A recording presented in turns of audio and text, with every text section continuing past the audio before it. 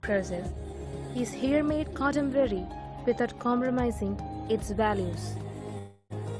Diffuse lighting system is used in the construction which facilitates natural lighting of the rooms. This is a plastic-free zone where everything reflects a strong vision for remaining eco-friendly and natural, right from the bricks used to the laundry practices, from the building structure to the food served. Soil blocks, which are machine pressed and sun-dried, are used for the construction and are made from mud excavated for the purpose of laying foundation. Cement is used to the least possible extent. The mud used is mixed with herbal anti-repellents and anti-termites. Usage of non-volatile organic compounds emitting water-based paints is yet another green initiative taken while designing this healing space. Vaidyanama has been designed and structured on the basis of Ayurveda compliance, Vastu compliance, disability friendly, natural friendly and user friendly. We have also structured the Vaidyanama structure on the basis of Panchamahabhuta Tattvas like Prithvi, Ap, Tejas, Vayu and Akash, where all the Panchamahabhutas have been considered into the functioning and structuring of Vaidyagrama. The functionality of Vaidyagrama is based on reduce, reuse and recycle, where all the materials in Vaidyagrama has been reduced and then they have been reused after making certain processes. Once the process has been over, we recycle it to make the environment clean and eco-friendly. Design of the building and the materials used ensure that temperature inside the room is around 4 degrees Celsius lesser than the outside temperature. Every patient block is designed based on the traditional Nalakettu pattern of construction. Rooms are spacious, where natural ventilation and natural lighting has been given prominence. How did Vaidyagrama really happen? It was just not a place that is created, but it is actually a very divine intervention. Dr. Ramkumar, who is an Ayurveda physician and practitioner, was really looking forward to seeing how to contemporize Ayurveda without losing the values that it actually stood for. It is indeed a big endeavor to see that the values are not lost. So a lot of study and research went into it. And 5 people came together, that is Dr. Hari Krishnan, Dr. Ramdas, Dr. Ramanand, Dr. James Sampath, and of course me, Kalpana. All of us came together to see how to make this a possibility, how to create a space of wellness and a well-being, a healing village, and therefore Vaidyagrama came into force. We all live in a dynamic world, full of stresses and strains, and we don't have time for ourselves. We don't sit down, introspect and reflect, and therefore a whole lot of illnesses right from our mind to our body that envelops us. And this Vaidyagrama, the healing village, gives you plenty of opportunity to sit down, introspect, reflect, and at the same time get healed. Learn about various dimensions that affect our body, and therefore there is a whole lot of well-being that comes to us.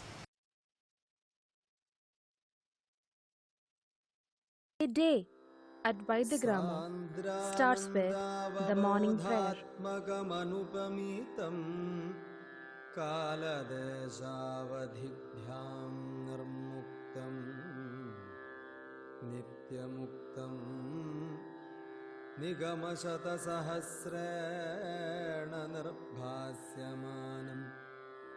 अस्पष्टं दृष्टमात्रे पुनरुजुपुरुषार्थात्मकम्. A healing space has to be cover all the 3 aspects of Adibaudiga, Adideviga and Adhyatmiga. Adhyatmigam is our concern or our enthusiasm towards to know ourself, know our spirit, know our soul. We at Vaidyagrama believes that the spiritual activities which we do here help the patients to triggering their enthusiasm towards the spiritual wellness, Adhyatmika. This is the way by which we could make the holistic approach of healing possible. Physicians visit the rooms of each and every patient, assuring the personal care and attention offered at Vaidyagrama.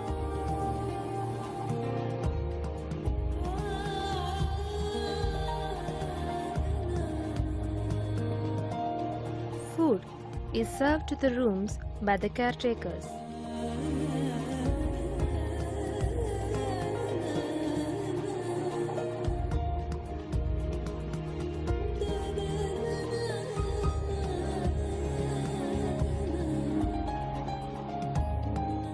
विषद्रव्यानुपस्थापना योगी पादचतुष्टयं चिकित्सितस्य निर्दिष्टं प्रत्येकं तच्चतुर्गुणम्.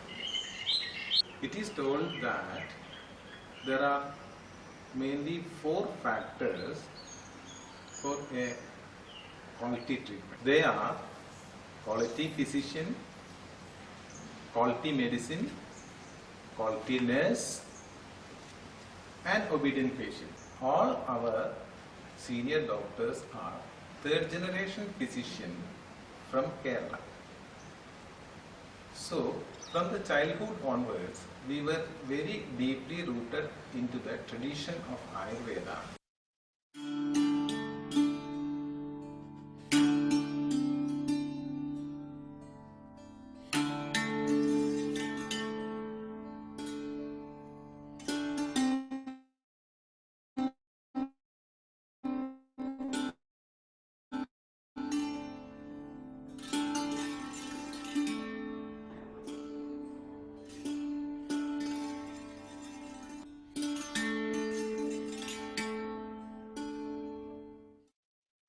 Here at Vaidyagrama, we follow the traditional method of preparing medicines too. For example, we prepare decoction for each patient on daily basis. The therapists are well and specially trained under the guidance of senior physicians so that they remain motivated to take the maximum care of the patient.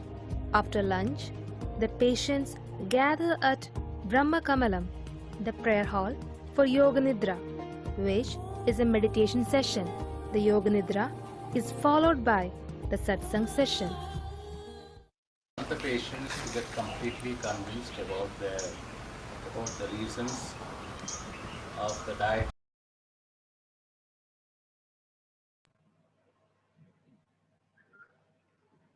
Namaste. A very good morning from to all of you and good afternoon from India. Welcome to the day 4 of Swasthya conducted by Vaidyagrama Ayurveda and Punarnava Ayurveda. We have come halfway through this course now and have reached an important junction today where we'll be listening to natural urges as well as sleep. Today we have Dr. Vasudevan from our Vaidyagrama family who will be taking us through this. We at Vaidyagrama are really happy to have all of you with us when we learn and relearn all these concepts. So let's welcome Dr. Vasudevan for this session. Thank you. Thank you, Dr. Vasudevan ji. Namaste to all of you, to the class. So, till today, you are learning the basics of Ayurveda, which includes 3 dosha, 7 types of dhatu, all the basic principles you have learned. Then about dinacharya and food regimen, the rules to follow while taking the food. So today, now we are going to see what is natural urges and sleep. So comes to the first topic, natural urges. Why or what is the importance to learn natural urges to maintain the health? Ayurveda is explained in the structure of Hedu is nothing but causes, symptoms, and the treatment modalities. So this is the general pattern of Ayurveda texts are explained. The causative factors, symptoms, then treatment.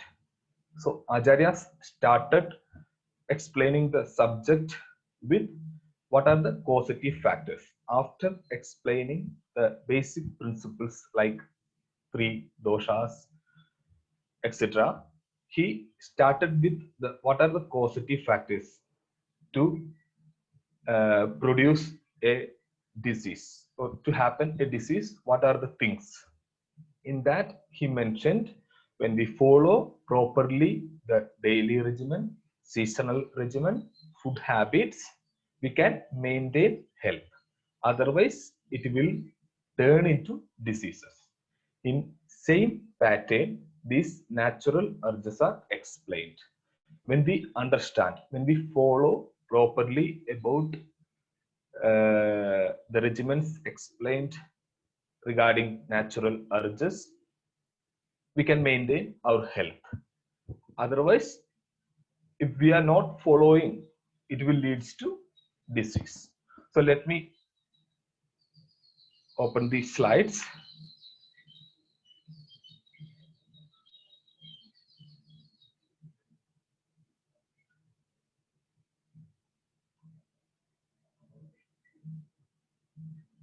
Is it visible?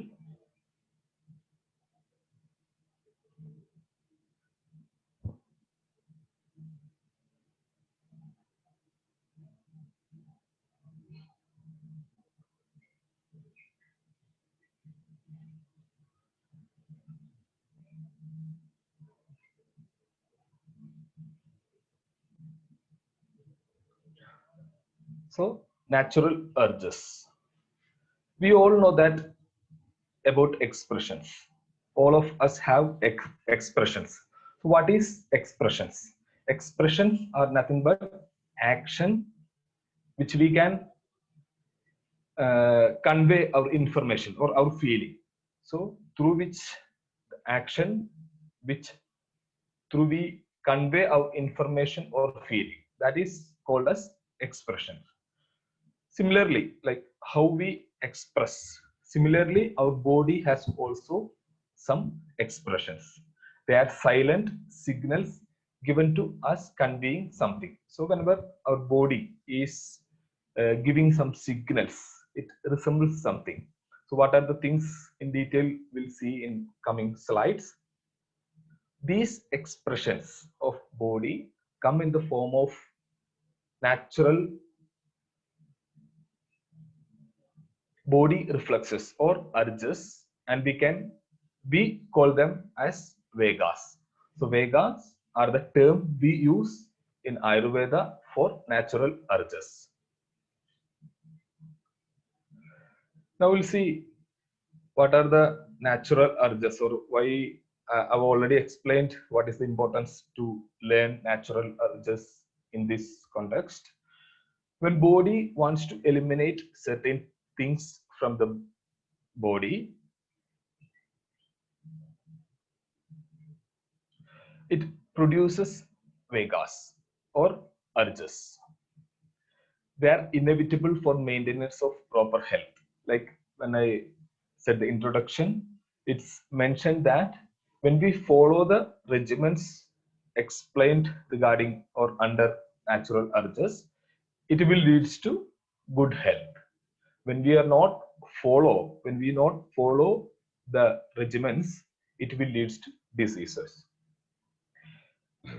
If it is not responded well, the held back waste and dosha will lead to a wide range of diseases. So it's our duty to respond to these natural urges in proper time. This natural urges, although Vegas are involuntary in nature, this can be controlled at will. Once or twice, nothing will happen. Like if we control or block once or twice, it will not make any problem. But if any one or more Vegas habitually suppressed or forcefully alerted, this will lead to a, like if it is continuously, a curious feedback mechanism is set in the body, which is against the homeostasis of the body. This mechanism or this feedback or this signal which may produce the diseases. So nothing in simple way, this natural urges are the reflex mechanism of the body which is acting against, like the waste are eliminating from the body. So when we suppress this, it can lead to disturbance of the doshas, which will lead to diseases. Here we need to keep two things in the mind, that these Vegas, two kind of things like suppression. When we suppress these natural urges, that can also lead to disease, and forceful expulsion also leads to disease. So we need to keep in the mind that natural urges are not to be suppressed or not to be forcefully expelled. These things we need to keep in mind when we learn natural urges. So in coming slides, we are going to understand the diseases which are produced due to habitually suppression and forcefully alerted of natural urges and its management. So now we'll see what are the natural urges. Acharyas explained 14 types of Vegas that should not be suppressed. They are flatus, adhovara, defecation, elimination of stool, wit, urination, mutra, sneezing, kshavadu, thirst, thrit, hunger, kshuda, belching means udgara, nidra, sleep, kasa, cough, shramashwasa, breathing with exertion, jrimbha, yawning, ashru, tear, chardi, vomiting, and the last one is redas, is sexual urge. Now we'll see each one in detail. What are the symptoms when we suppress these each one of the Vegas, and what are the management we can advise when we suppress these natural urges.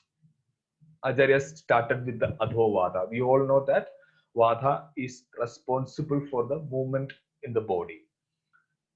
Before going into details of each one, I need to mention one more thing, that I said this is the expulsion or the action, reflex action of the body, or bodily expression is natural urges. So in this subject, the movement is specially mentioned, because while expelling something or while moving something, we need a transformation, we need a movement or action is required. Hence, the dosha which is responsible mostly, I'm not telling completely, mostly, most of the natural urges are happening is with the responsible of vada dosha. So Vata dosha is the main dosha, is responsible while the natural urges are happening. This also you need to keep in the mind while I'll explain the natural urges. Now we'll start with the Adho Vata, means flatus. Vata is expelling out through upward movement and downward movement. So Vata is responsible for the movement, and this Vata is expelling the waste products through upward and downward movements. So the Vata which is traveling or going downward movement is called as flatus. So the gas which is absorbed in the stomach, which is to be expelled out, is going downward movement, is called as flatus. So when we suppress this flatus, what are the symptoms it will produce? Now we'll see the symptoms when we suppress the flatus are abdominal tumors like bloating. So this Vata which is not expelled out can stay in the abdomen. This will lead to bloating of abdomen. Retrograde intestinal movement. So this Vata which is stayed in the abdomen can affect the functions of intestine, which leads to Udavarta, nothing but retrograde intestinal movements. It will affect the movements of intestine. Definitely this Vata which is stayed in the abdomen will produce pain, and that can lead to tiredness. Obstruction of smooth passage of urine and feces. We all know that the Vata which is responsible to expel out the air through downward movements is also the same Vata is responsible to expel the urine and stools. So that Vata is known as Apana Vayu. Apana Vayu is the Vata which is responsible to expel all these wastes or mala to out. Hence, when we suppress the flatus, it can affect the normal functions of expulsion of urine and feces. In further stage, when we follow or when we habitually forcing this natural urges, in further stages it will lead to loss of vision. Definitely this Vata is affecting the digestive fire, will lead to loss of digestion, and this Vata can move further to chest region, that can produce some discomfort in the chest region or epigastric region.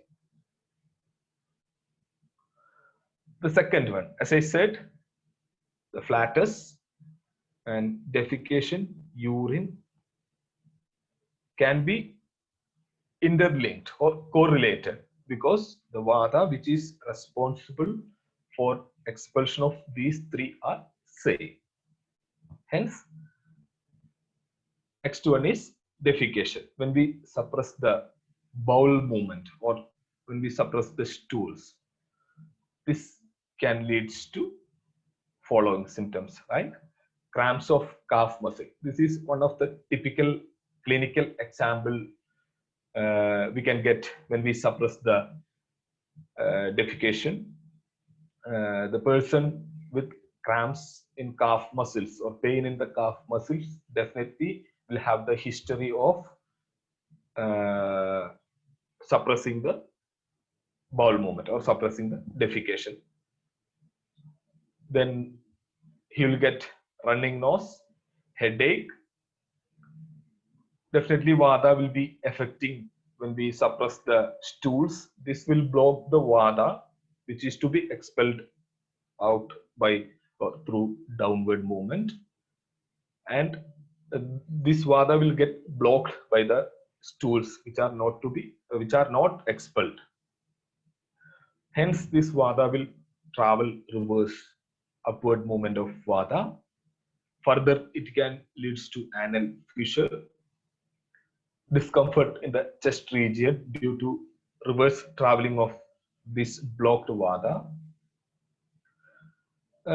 Like foul smell, he may get foul smell in the mouth, like feels as feces is vegetated to the throat and mouth. So he may get foul smells in the mouth due to suppression of defecation. The third one is urination. When we suppress the urination, he may get body pain, urinary stone, pain in the groin region, like penis and bladder region, below umbilical region. Diseases that are mentioned in flatus and defecation may also occur in this condition also.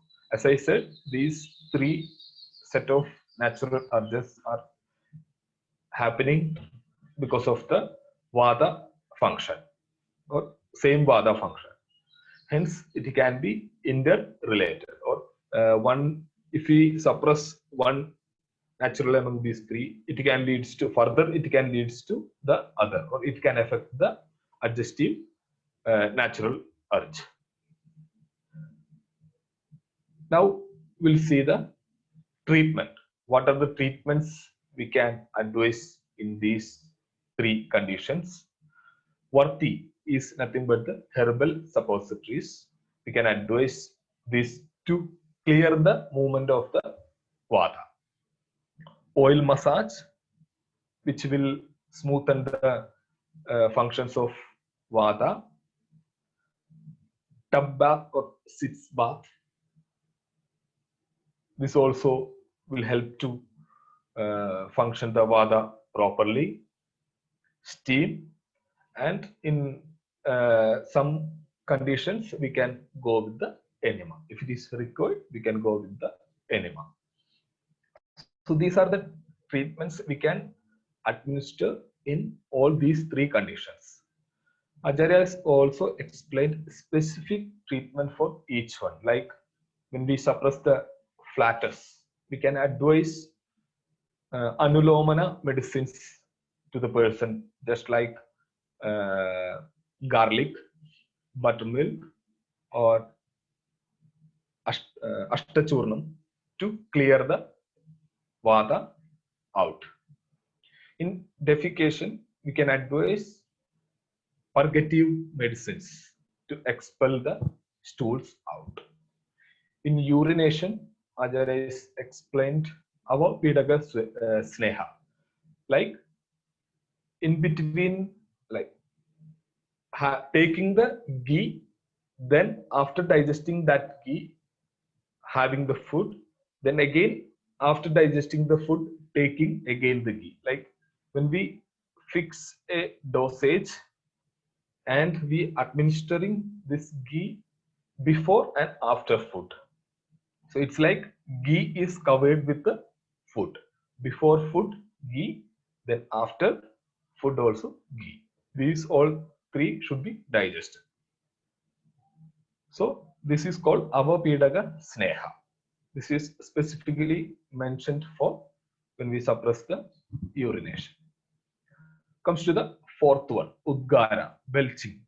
This is exactly opposite of the flatus. Like in flatus, Vata is expelling out through downward movements. In belching, Vata is expelling out through upward movement.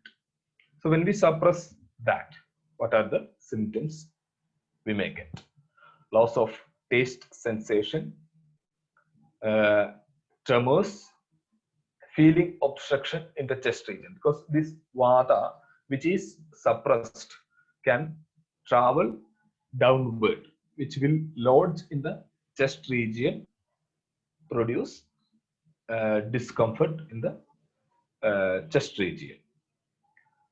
If it is travels further downward, it will produce distension of abdomen, your gas collection. It will leads to cough, hiccups. So these are the symptoms we may get when we suppress the belching. Acharya mentioned the treatments for suppression of belching are all kind of vata reducing treatments we can advise, like oilation or steam, vata pacifying medicines we can administer. Next one is the kshavadu, is sneezing. So this sneezing is a sudden expression, like when we suppress, that much energy is losing. The symptoms is also that much important, because the action, the immediate or the sudden action is suppressing. So that will leads to following symptoms like headache, weakness of sense organs, because this sneezing is happening in the head region, the shiras part of the body. The sense organs are situated in the head region. Definitely it can, the dosha which is vitiated due to suppression of sneezing will affect the functions of sense organs. Hence the functions of sense organs, definitely it will hamper. Stiffness of the neck region, this doshas which is vitiated will lodge in the neck region or shoulder region, which will leads to stiffness in particular part. In further, if you continuously, if you use to suppress the sneezing, it can leads to facial palsy. What are the treatment we can advise? Strong and intensive herbal smoking.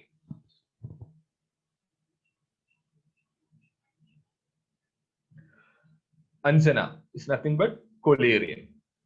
Nasal medication. This nasal medication means potent medicines we can advise, so that the person will sneeze and the vitiated dosha will expel out, or the blockage will expel out. Hence, we can go with the nasal medication. Acharya is explained looking at the sun directly for a few seconds. Like in sneezing, the other dosha which is associated with vata, along with vata, is kapha. So kapha can be can make blockage in the system. So when we looking by looking at the sun with the heat, that kapha which is vitiated or which is making blockage can be liquefied and expelled out. So this is not the sun at noon time, especially early morning and the evening or late evening sun. All other vayu, vata pacifying treatments we can advise, like massage, sedation, therapy is also mentioned as treatment. Next one is thrid, means thirst. Ayurveda says when we need to drink the water. You might be learned in the previous class along with the ahara, like food regimen, about thirst.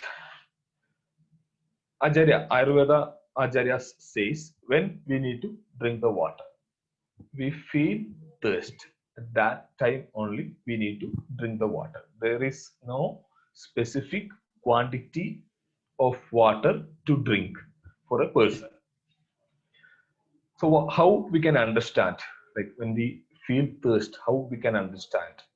The symptoms are dryness in the tongue and lips. Sometimes you may get dryness in the whole mouth, So it should be dryness in the lips and tongue. The whole oral cavity. Then the stomach is also feels to drink the water. That kind of feeling you will get at that time only. We need to drink the water. To drink that water, we need to drink sip by sip, not the whole water drinking. Sip by sip, we need to drink. Then only we can, or the body can understand whether the thirst is reduced or comes to normal. So thirst is a mechanism to maintain the equilibrium of, like, water equilibrium of the body, that we all know. So these are the things about thirst. So when we suppress this thirst, what are the symptoms we may get? Feeling of dryness in the body due to lack of liquid content in the body. This will lead to weakness. In further, as a complication, it can lead to deafness, loss of consciousness, giddiness, and cardiac distress. So these are the symptoms when we suppress the thirst. What treatment we can advise or administer? Acharya says all kind of administering food and drinkable which are cold in potency, cold in nature. So the substance which are cold in potency can be administered, just like tender coconut water, buttermilk, sugarcane juice. These kind of substances we can advise when we suppress the thirst. Next one is hunger. We all know that fasting is one of the best treatment explained in Ayurveda. So fasting is considered as a treatment. When ama is more, or ama is there in our body need some time to digest this ama.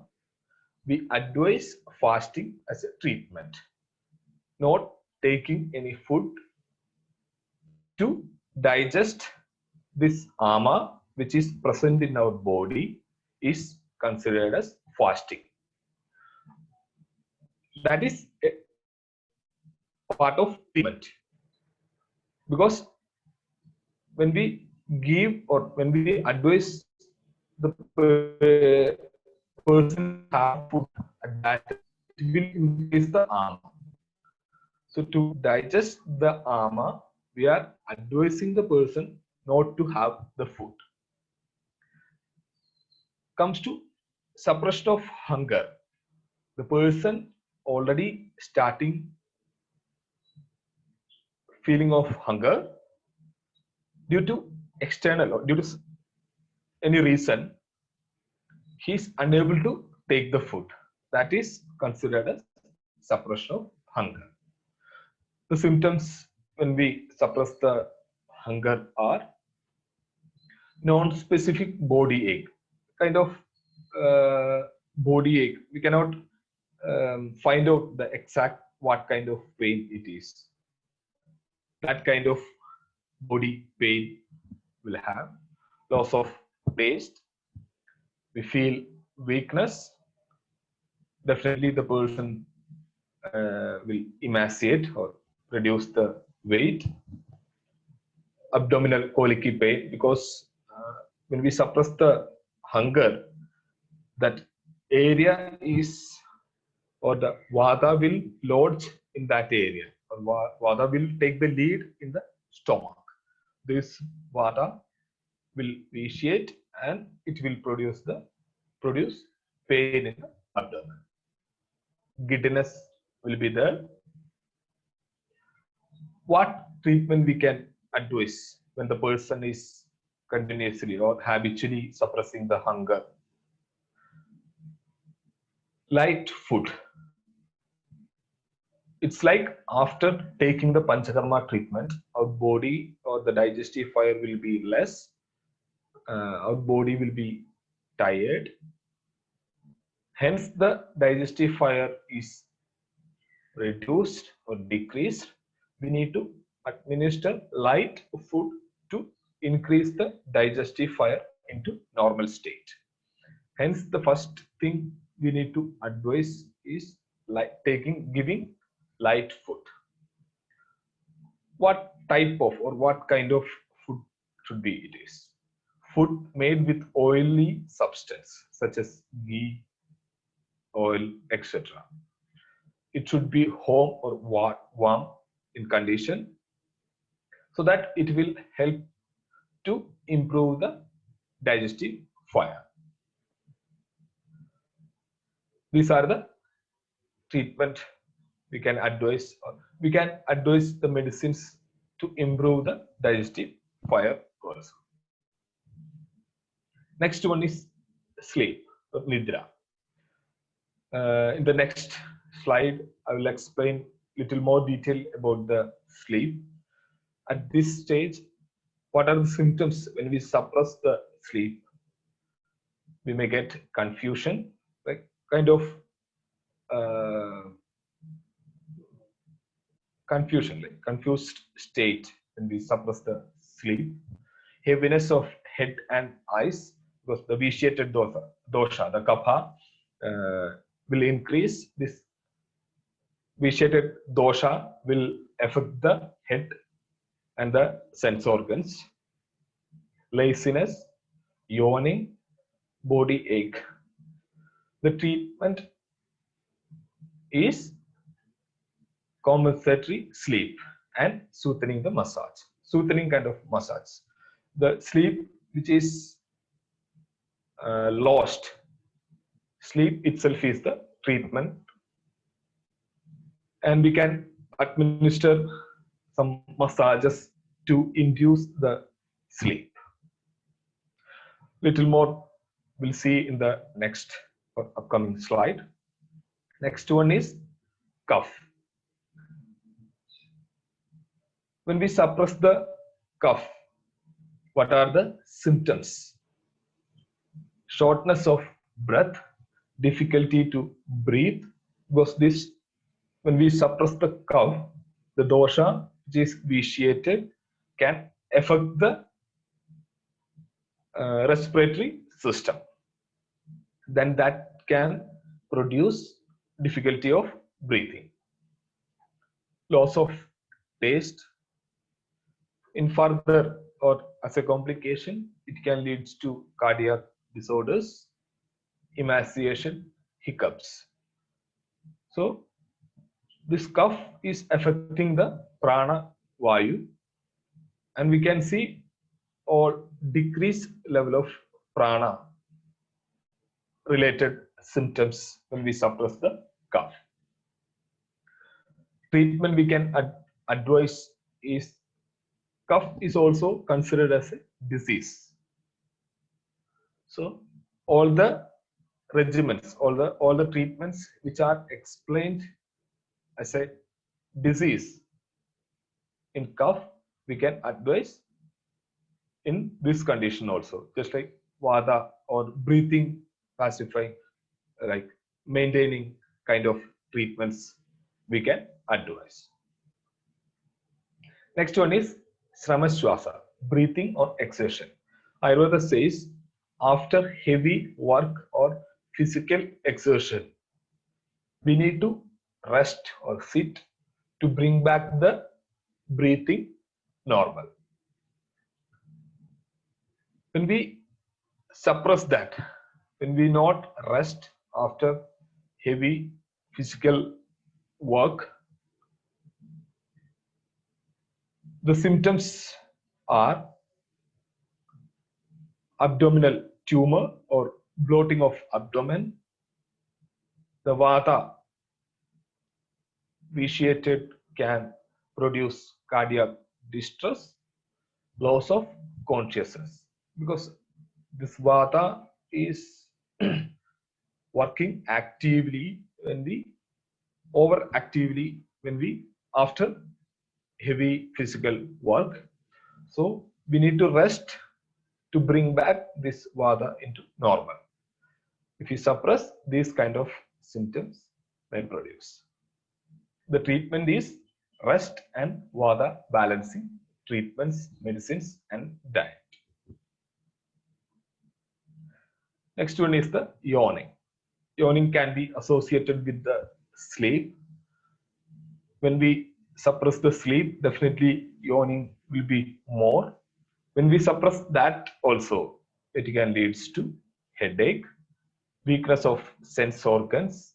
The dosha, which is vitiated, can disturb the functions of sense organs. Stiffness will be there, especially neck and jaw region. As a complication, it can produce facial palsy. The treatment is all kind of vata balancing, like sneha, oil application, steam, medicines which is pacifies the vata. Next one is ashru, nothing but tears. When we suppress the tears can happen in two ways. We say, like when we feel sad, when we crying also tears can come, or when we are more happy, at that stage also tears can come. So it should not be suppressed in these two conditions. When we suppress that, the symptoms can be running nose, eye disorders, cardiac ailments, neck stiffness, tastelessness, diseases of head, giddiness, abdominal tumors. So they are the treatments, like symptoms when we suppress the tears. Now comes to the treatment. We can advise the person to sleep, intake of beverages, listening to pleasant stories or good discussions, sadvrita, sadvidya, sambhasha, we can advise. Because to change the mood or to convert the mood of that person, we can use these regimens so that it will overcome. Next one is vomiting. Vomiting is also considered as a disease, but as a occasional action, like it may happen as occasional reflux.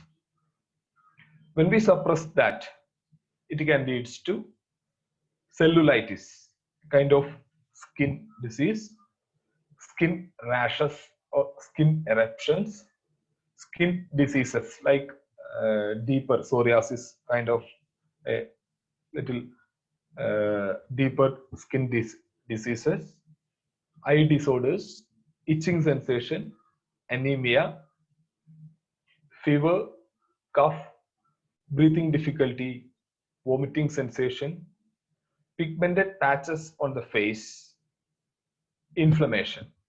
So this can be seen when we suppress the vomiting.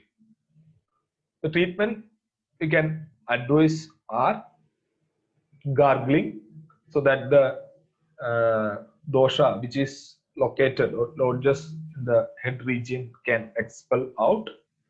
Herbal smoke is also help to expel out the vitiated dosha. Fasting can reduce the ama which is present due to suppression of vomiting.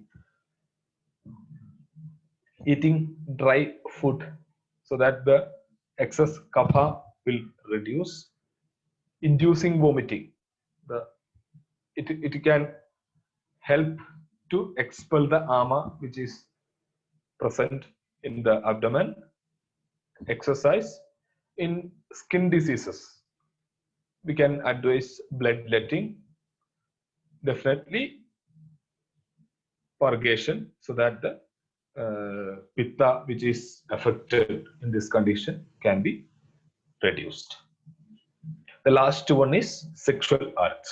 Suppression of ejaculation, the reflex or orgasm leads to these symptoms. As I said at the initial of the slide, both suppression and forceful expulsion or forceful alert is also equally responsible to produce the disease or to happen the disease.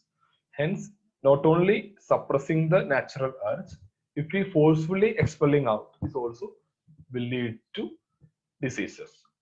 In this natural urge, it is like suppressing will leads to disease. Forceful expulsion also like masturbation kind of activities also will leads to diseases. So what are the symptoms can be seen when we suppress or forcefully expel the sexual urge? Seminal exudation or discharge, pain in the perineal region, edema, especially in the groin region or the organ related areas. Fever can be seen, cardiac distress, obstruction or difficulty in the flow of urine, body ache, hydrocele, stone formation. As a complication, it can lead to impotency. So these are the symptoms we can get when we suppress or the sexual urge.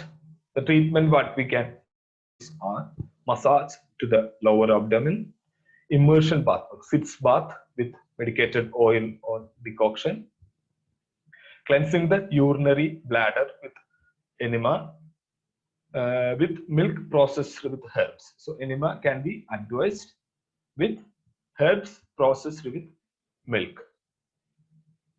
Copulation. So these are the treatments we can advise in Shukra suppression, Vegadharana. Next is Dharaniya Vega. Now, till here we were learning about Adharaniya Vega, the natural urges which are not to be suppressed or not to be forcefully alerted. Now comes to the natural urges, or what are the urges we need to forcefully suppress. We should suppress these urges. Why? Because it can leads to many problems. Not only the diseases like physical or diseases, it can lead to psychological problems. So what are they? They are nothing but greed, envy, hatred, jealous, excessive attraction, lobha, irshya, dvesha, matsarya, and raga. So these things we need to suppress forcefully. These are about the natural urges. Now we go to sleep, like slide.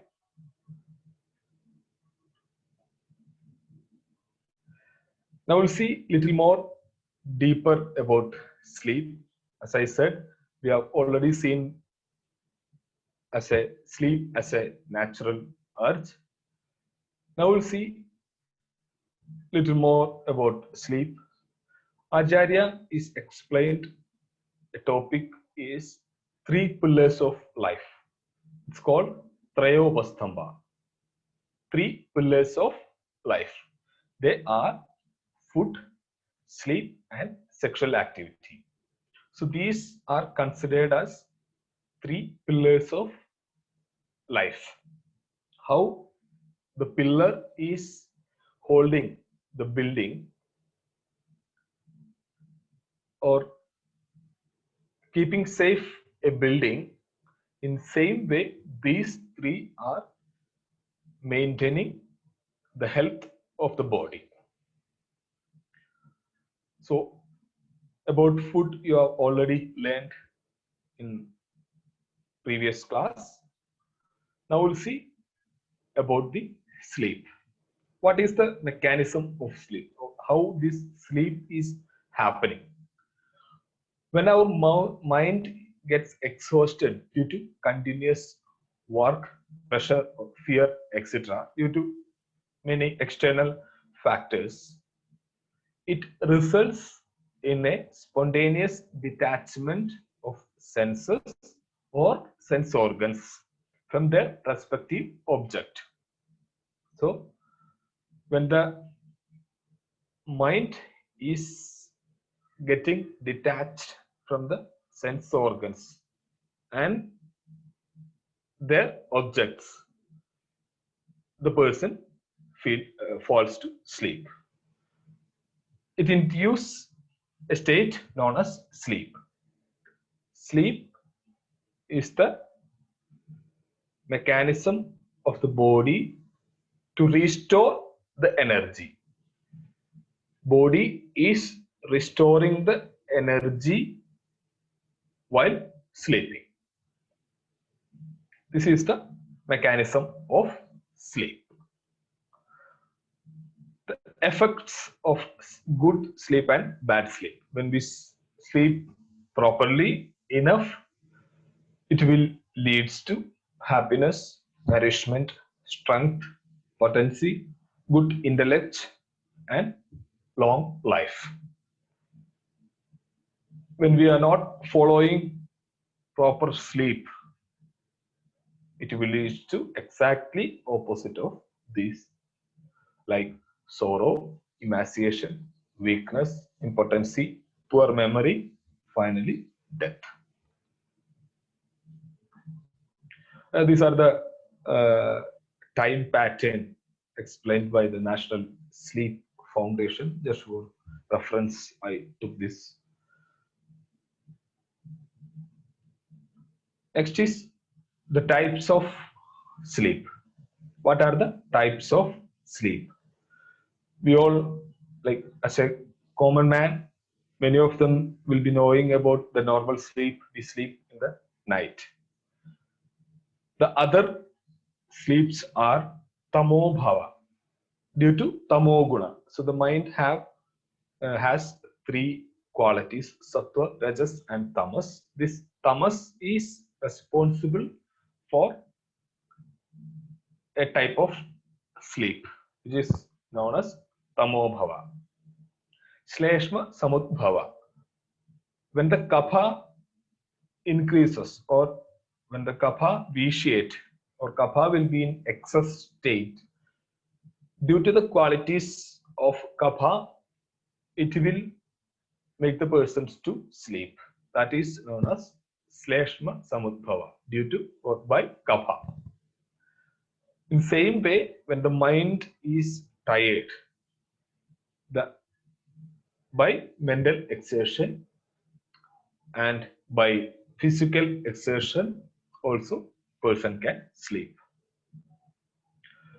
Next is agantuja, by external factor like poison or shock due to electrolyte imbalance, or anything from due to external. Yeah. 10 more minutes. Yeah. Sure.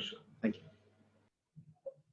Due to external factor, a person may sleep. A diseased person also sleep.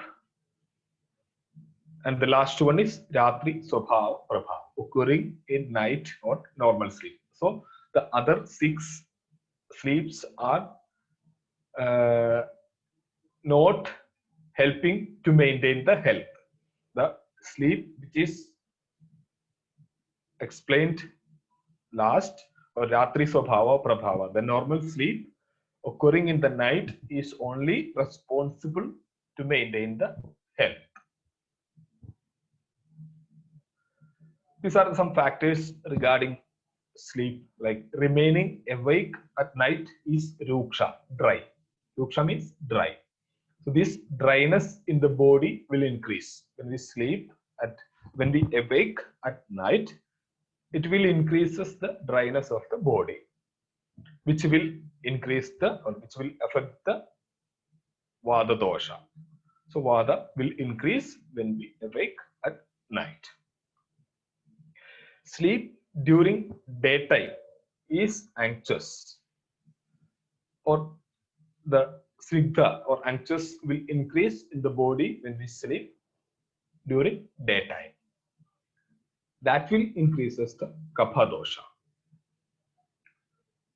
Sleep during daytime in sitting posture will not increase any doshas. This you need to keep in your mind, because in further slides this term will help to understand more.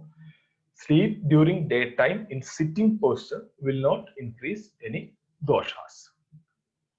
So now comes to daytime sleep. So we all know that sleep is explained or advised during night time only. But when we sleep in daytime, what will happen, or what are the conditions we can sleep in daytime? Daytime sleep is not advised. As I said, the night time or night sleep is the only sleep will help to improve the health or maintain the health. As it is, like daytime sleep is not advised, as it increases the kapha dosha and will lead to formation of ama. So when the kapha will excess, it will form ama. So when we sleep daytime also, it will produce ama. But daytime sleep is indicated in certain conditions.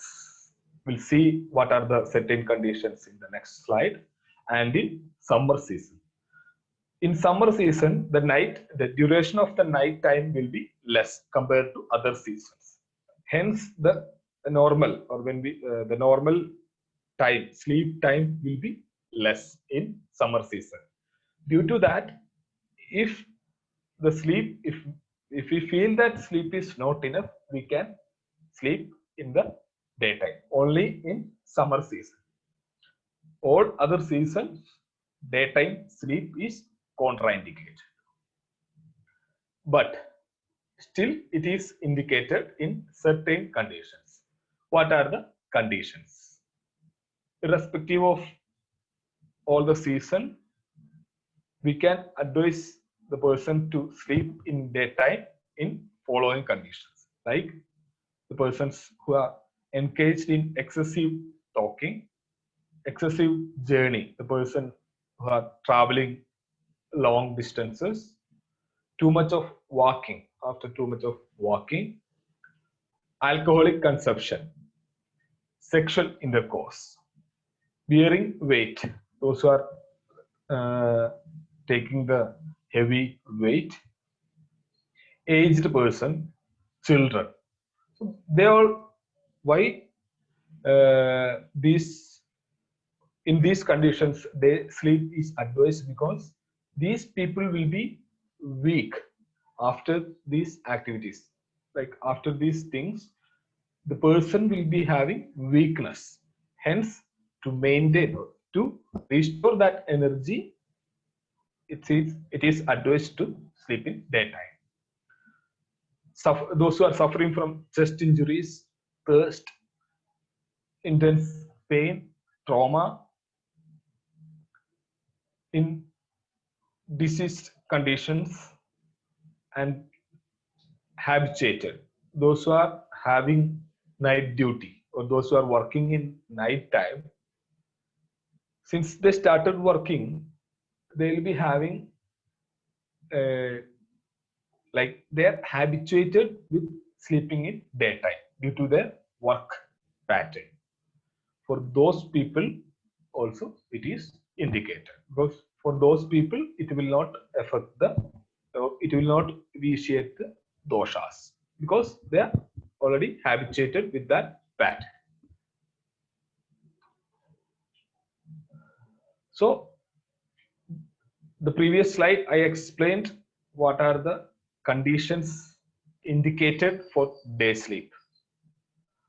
If the person is not indicated for day sleep, still if the person sleep, the following symptoms he may produce, like headache, heaviness and stiffness of the body, whole body pain increases, congestion of chest region, swelling, tastelessness in the mouth, running nose, migraine, itching, laziness, cough, throat diseases, obstruction of memory or intellect, nausea,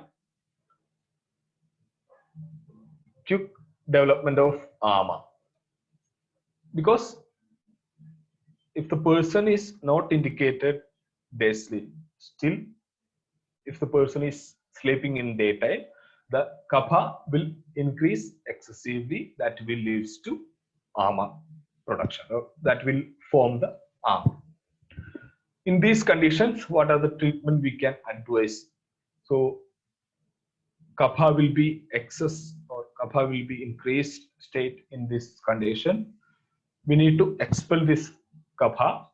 For that, we can advise vamanam, emitting therapy, anjanam, the collyrium, nasya, nasal administration with strong medicines so that the excess kapha will expel out, subjecting to the patient to langana, fasting, which will reduce the ama, excessive thinking.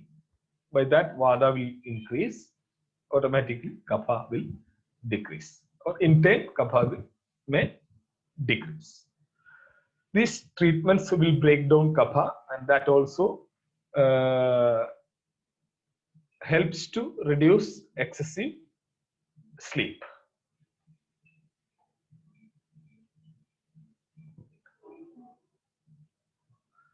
Untimely sleep. The sleep in night itself, if it is not timely, if you are not following timely sleep, what are the symptoms we may produce are confusion, fever, stiffness, running nose, headache, cough, hyperacidity, congestion in the chest region, we can say, obstruction in the metabolic pathways, indigestion.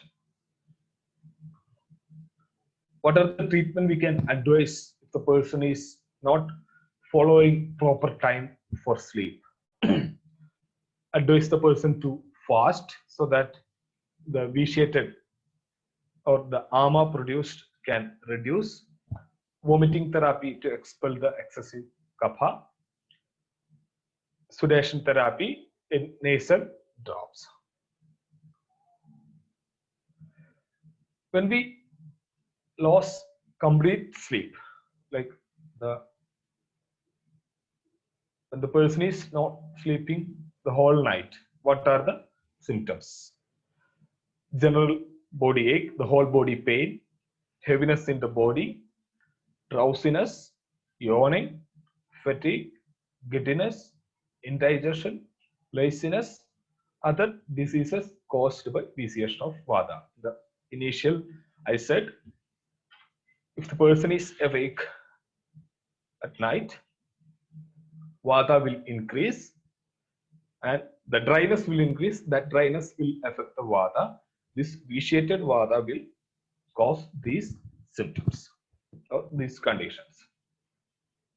What are the treatment we can advise in loss of sleep? Remaining awake during night can be compensated by sleeping for half the time that you have been awake in the morning hours without taking food. If the person is lost 8 hours of sleep in the night, next day morning or daytime he can sleep for 4 hours without taking the food. So the lost sleep time, half of the lost sleep time can be slept in the morning hours. This can be advised.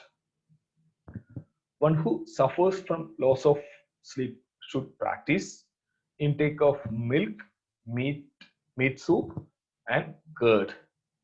Abhyanga, oil massage. Udvartana, upward powder massage. Snana, taking bath with warm water.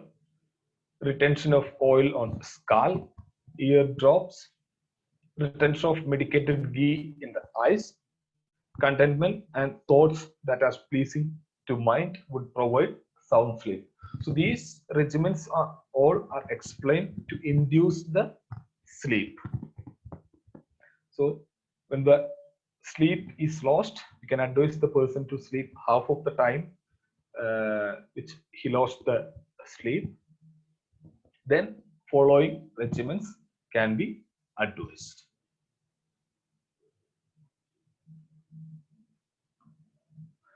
So with this, I completed the topics natural urges and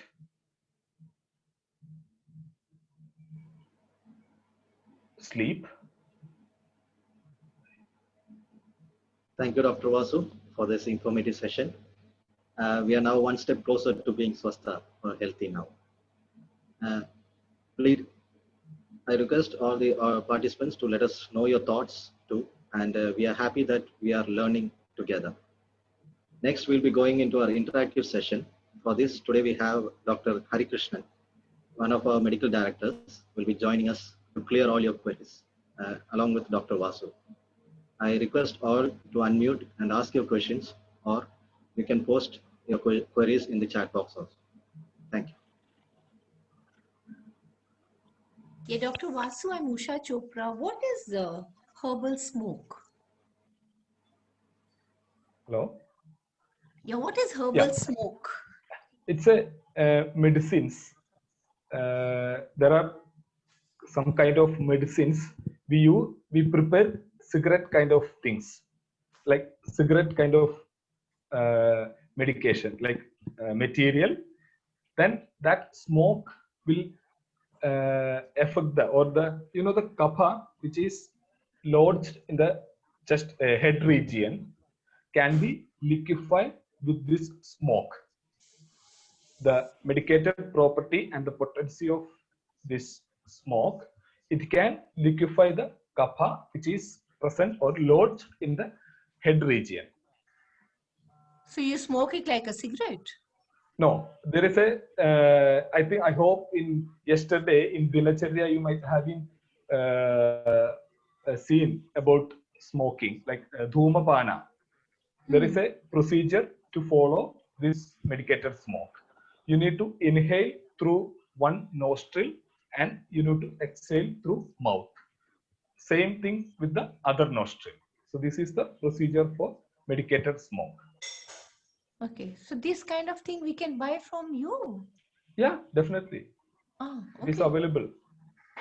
Okay, okay. So actually, it's more like a cigar. Will it be useful if a person has a kind of phlegm stuck in the throat? It doesn't go down, it doesn't come out, kind of phlegm stuck all the time, and you have this kind of a feeling. Will this help? Yes, definitely. Definitely it will help. All That's right, why it is included in the Dinacharya. The person those It is. Can I explain? I mean, yes, doctor. Yes, doctor. Ushaji, can you hear me? Hello, Dr. Hari Krishnan. How are you, sir? I am good. How are you doing? I'm good. God's grace, all well. Right. Usually, this Dhumapanam, which is called Ayurvedic smoking, it is done in Dinacharya. If you remember, I don't know whether you have experienced that. We do nasya or the nasal drops by one oil called Anutailam.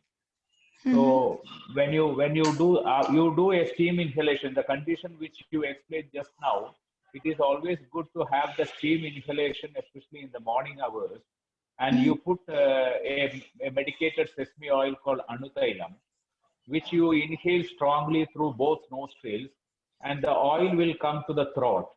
From the throat, you have to spit the oil. Along with the oil, the phlegm also, which will be loosened up because of this steam inhalation as well as with the oil, you can spit the whole thing through the mouth. Wow. And Okay. you do that whatever the loosened up phlegm, you spit it out through the mouth.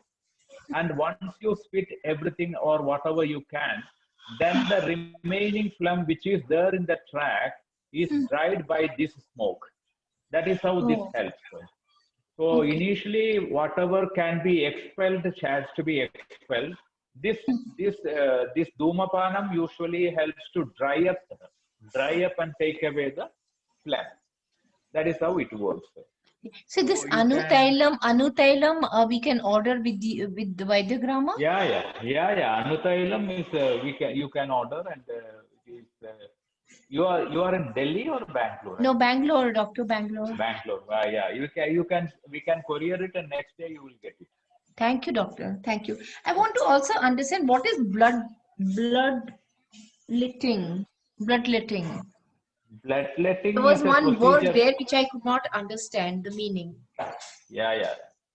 If the blood, if the impure blood, which is called vitiated blood, is stagnated in any area of the body, and if the circulation gets impaired due to the stagnated impure blood, there is a process in Ayurveda called Rakta Moksha, or taking away that stagnated impure blood from the body.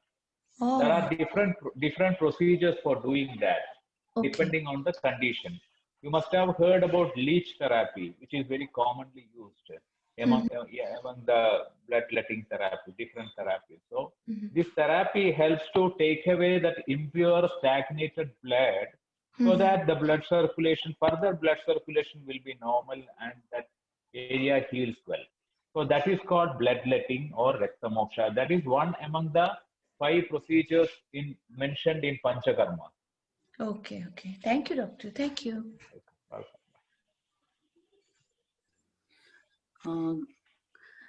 At one point of time, Dr. Vasu, you tell that we have to take ghee before the food and after the food when there is that flatus and defecation problem. So in what form that ghee should be taken? Can you please explain? No, it is explained in when we suppress the micturition, urination. For habitually, if you suppress the urination habitually, it can lead to the symptoms which I explained. Specifically in that condition, we can advise the person like it should be like it says that avapedaga sneha. We can administer the ghee, and after digesting that ghee, we can advise the person to have the food. Again, after digesting the food, we can advise the administer rest amount of the ghee. And the whole procedure should happen in 24 hours only. So it can be any of the medicated ghee which pacifies the vata. So in what form that ghee should be taken, like the raw or with something? It can be medicated. Medicated ghee. Usually a medicated ghee is given usually. Okay, so it is available with like specific places. It is not particularly one type of ghee which is given for all. It depends on the person's condition. There are different types of ghee intake, and one among that is the Avapedaga Snehapanam, or this type what Dr. Vasudevan mentioned or explained now. So this particular type of ghee intake is advised in that condition. But again, depending on the patient's nature, patient's condition, the medicated ghee has to be selected. Okay. That it has to be done under the supervision or with the advice of the doctor. It can't be taken. You can't take it like that. Okay. Thank you so much. Thank you, sir. We also have a question in the chat box. It's from Eva G. Namaste. After lunch, what is more recommended in order to rest? Is it okay to do yoga nidra immediately instead of napping?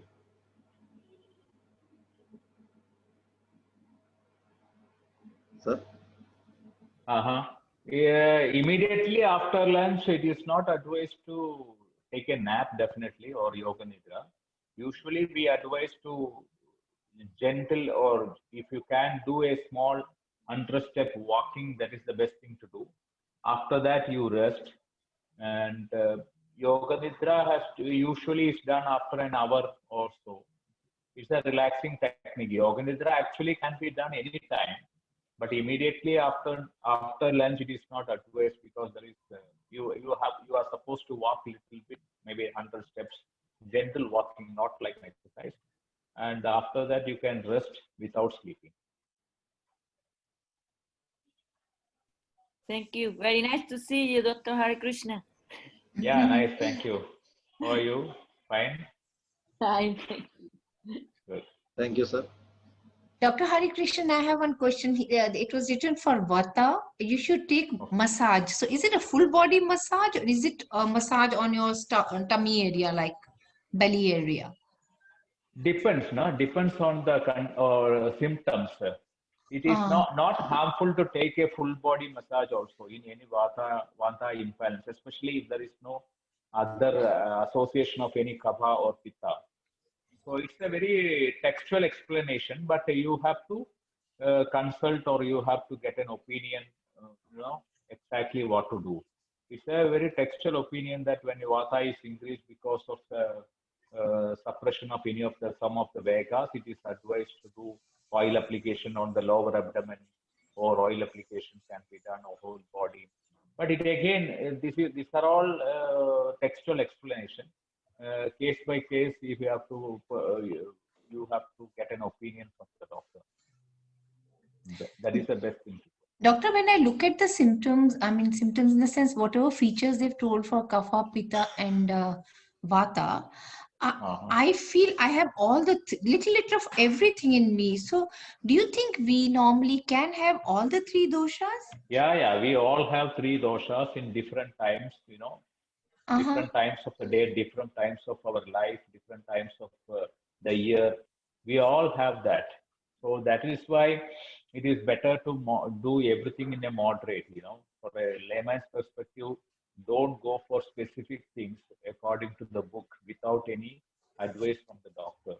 Because nowadays, even if you look at the prakriti, it is all combined. It's not single prakriti. So we all have all these things, combined. So you have to be a little more careful. So any one thing that you would advise one should take care, any one very important thing which would help us to balance, at home, kapha, pitta, and these three things, any one thing that you would advise us? I would say the primary thing is take care of your digestion.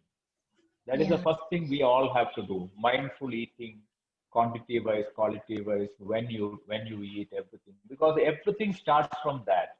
If you have a good eating habits, basically, then you are half done. So that is the primary, and nowadays especially we all get into trouble because of that primary reason. So if you ask me one reason, take care of your digestion. Thank you, doctor. Thank you. Thank you, sir. We also have one more question in the chat box. It's from Xavier G. How celibacy affects? It is said that increases the urges.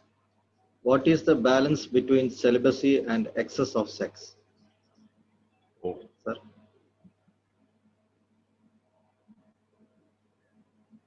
Yeah, anything over or anything, it is not, we can't say what is the excess. It is person to person, no?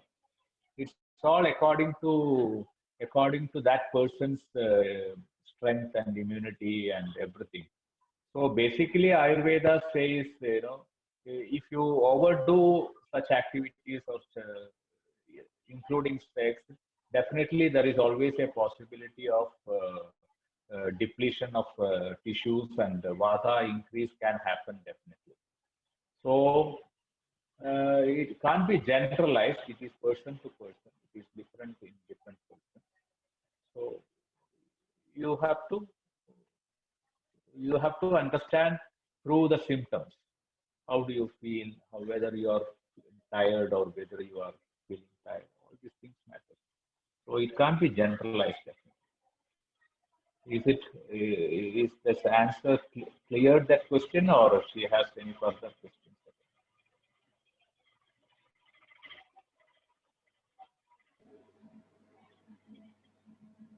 Thank you, sir. Any more queries? Yes. Hello, and hello, Dr. Hari Krishnan. It's been a long time. Thank you for the talk. I wanted to. I came a little bit late, so I didn't get to listen to the whole talk, unfortunately. But I will play it again.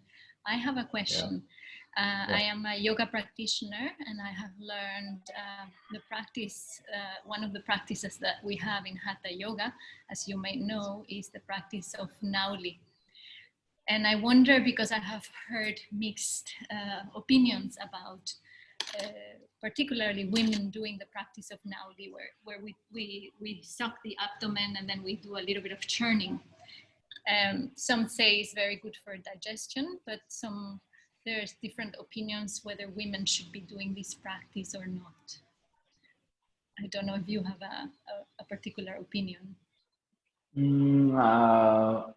Sorry that I am not a yoga expert, but I think it can be done.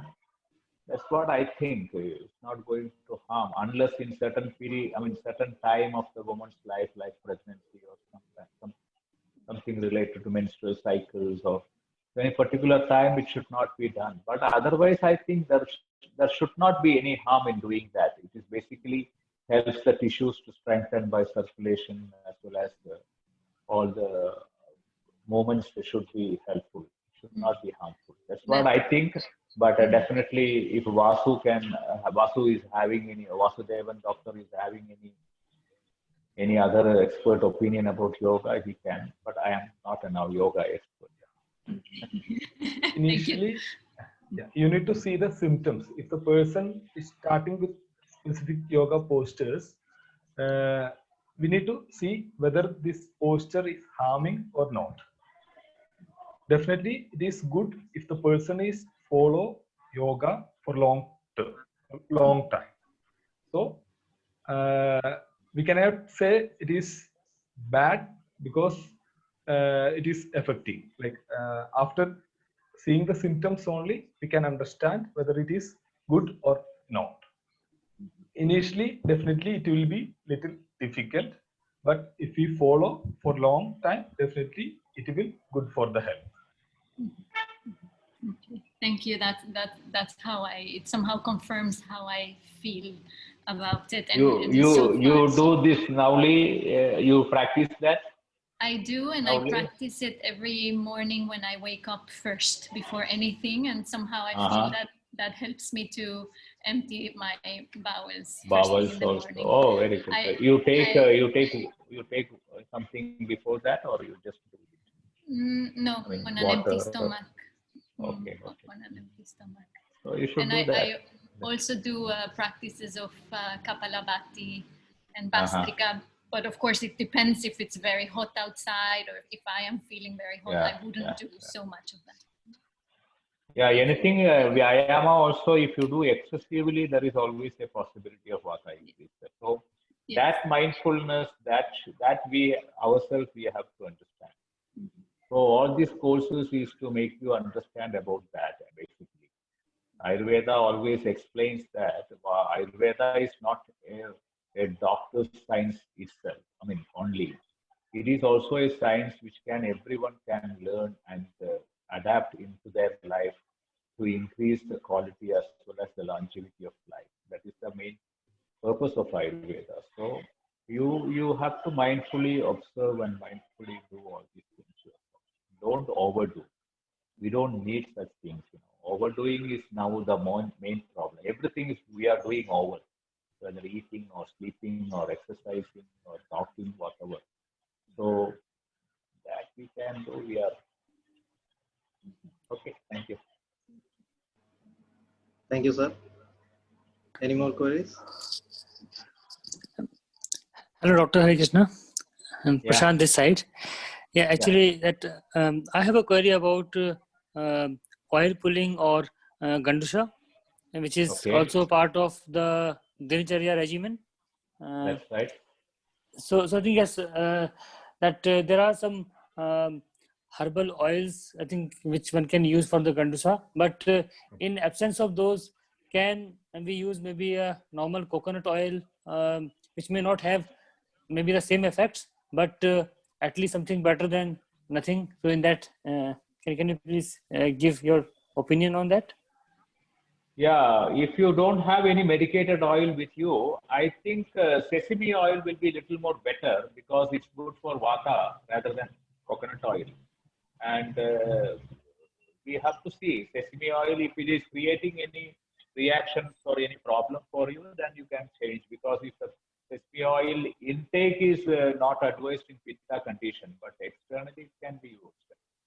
So we advise to have pure sesame oil instead of medicated oil if there is no, if it is not available. Okay, fine. Thank you, Doctor. Thanks a lot. Welcome. Thank you, sir. Yes, Manisha ji. Krishna, nice to see you again. Namaste. Hi. We're missing you. You just mentioned sesame oil. Now, yeah. I understand that it's not just any sesame oil you can buy from the, in the grocery stores. It should be cured. So how should one cure it at home?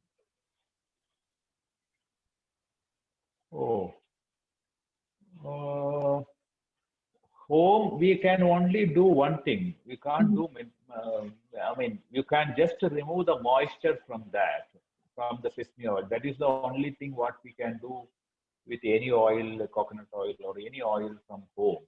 You just warm it, not directly, indirectly. Indirectly. Indirectly means either you put oil in a glass or a vessel and keep that vessel in a hot water to remove that moisture from that oil, or you you just make the vessel warm and take it from the stove and put some oil on that. This is the two way of indirectly warming the oil. I think this is the only thing what we can do to any oil to remove the moisture. But otherwise, I didn't understand what you mean by, you mean purifying the oil, or what do you mean by? I think what you just explained, that's what I wanted to know, like how do you actually do it? Actually, make the oil out, as you just explained. Right. This is what we can do. Okay. And is it yeah, sorry, tell me. Is it the cold press sesame oil that you would use? Yeah, that's also fine. Cold pressed or usual, but it should not be adulterated. No, now there is a lot of adulteration happening, at least in our country, and so that has to be good outsourcing from a good source, Yeah. So, and also for Kabalam, I don't think there is a need for warming, Patrapaga or warming of oil for Kabalam. Usually it is.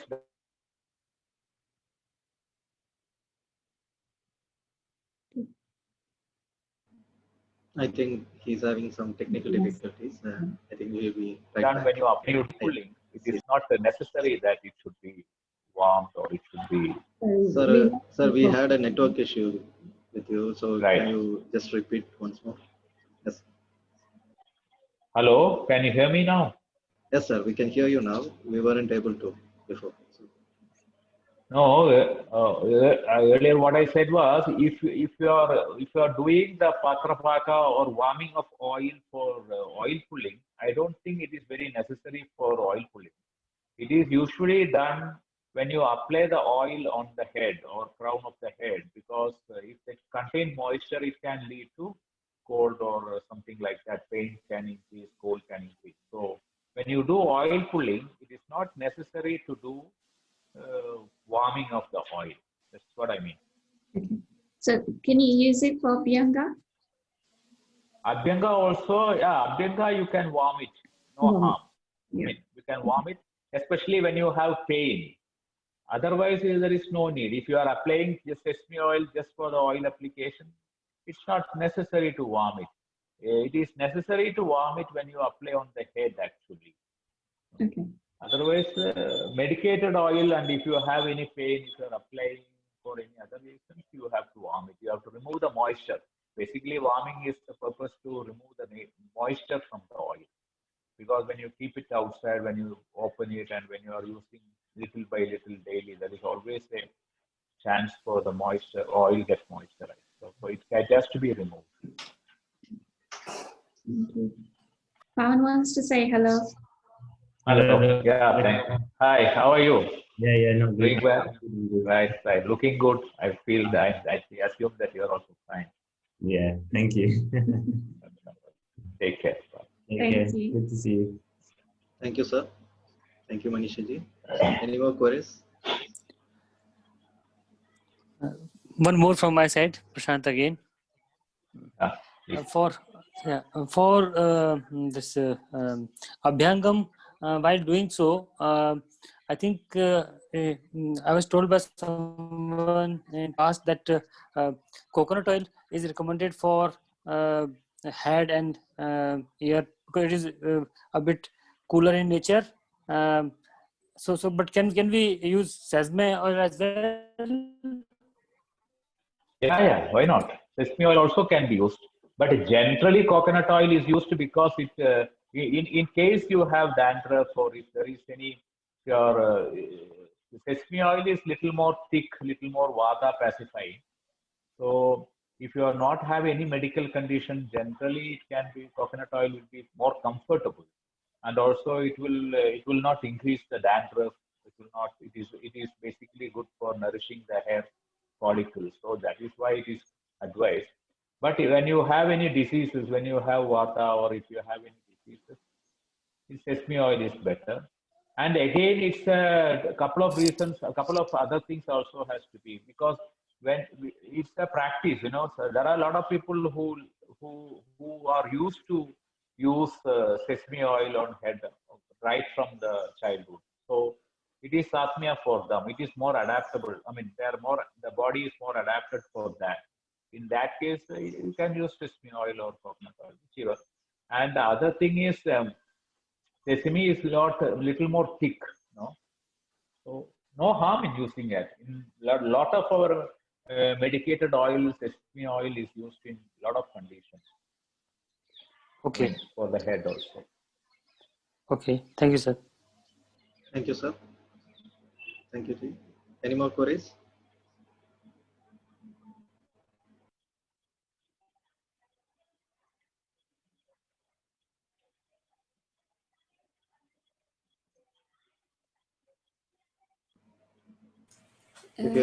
Yes. Just one more question. Yeah. Since we are in the UK and obviously now the weather is very dry and cold, what would you suggest? Like, obviously, then the vata increases quite a lot now during this period. What would you, just as a general, what would you recommend as a daily routine? Daily routine, Abhyanga is good if that is comfortable for all reasons. Oil application externally is good, and take easily digestible, more oily food, more oil in the sense ghee or things like that, which will make the body a little more oily. And take rest, enough rest, take care of the digestion, use warm water, warm food, sleep well. Okay. Thank you. Welcome. Bye. Thank you, sir. Any more queries? If you have any general queries also, you can ask here.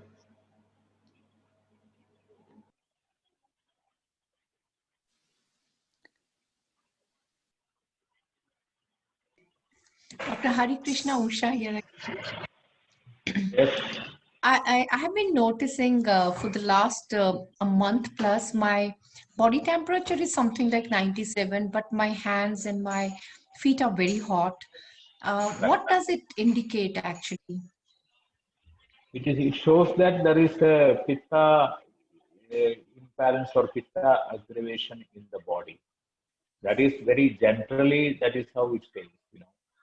Body heat is little high. You're not having High fever. or low, But doctor? High or low? Actually, the temperature is low. temperature is low, but the body, the warmth, the palms, or when somebody touches the hand or somebody touches, they feel that you are having fever. That is normally happens when the pitta is high. So you have to be, you better, if it is bothering or if you're having any symptoms like tiredness or any metabolic disorders or any sleep disorders, you better have a consultation and start some medicine.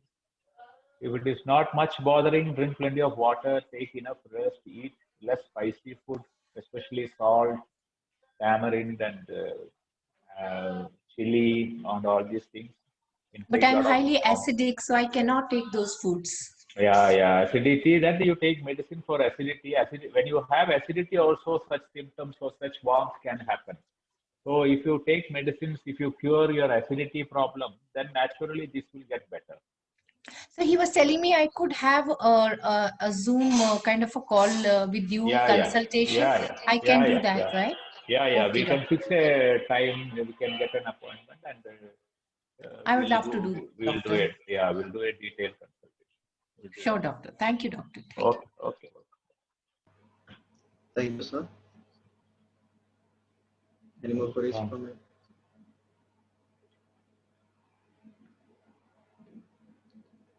So we'll wind up the session today.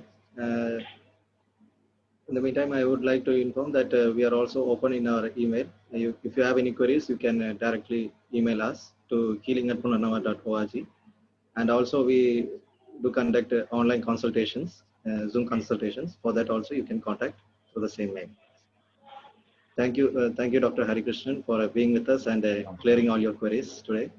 And I also thank Dr. Vasudevan for giving us a wonderful session today. Thank you all. We also have a comment here, thanking Dr. Vasudevan. Yeah, done well. Thank you everyone. Thank you, Dr. Vasu. Thank you, Dr. Harikrishnan. Okay. Thank you. Welcome. Bye. Bye-bye. Take care. Bye. See you.